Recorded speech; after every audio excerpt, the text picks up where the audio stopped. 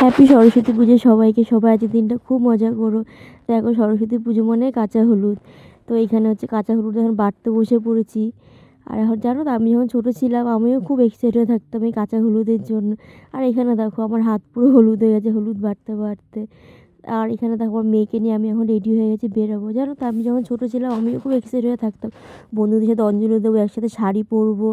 So কী আর ছোটোবেলার দিনগুলো খুব মিস করি। আর এখানে হচ্ছে আমার মেয়েকে এখন নিয়ে এখন টোটোয় উঠে পড়েছি। এখন হচ্ছে স্কুলে যাচ্ছি, মেয়ের স্কুলে। আর এখন স্কুলেও আমরা দেখতে দেখতে দেখতে পৌঁছে গেছি। ওইখানে গিয়ে দেখি তো অনেক লোকজন।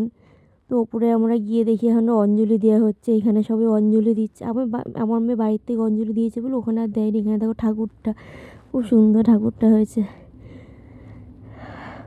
তারপর আমার মেয়ে হচ্ছে কিছু ম্যামদের সাথে কিছু ছবি ভিডিও ও তুলছিল, সেই কিছু কিছু ক্লিপ তোমাদের সাথে শেয়ার করলাম। এখানে ওর বান্ধবীরা আছে, ম্যাম আছে, আর এখানে যে আমার সব বান্ধবীরা সবাই আমরা সব ছবি তুলছিলাম। তো ভিডিওটা কেমন লাগলো জানিও।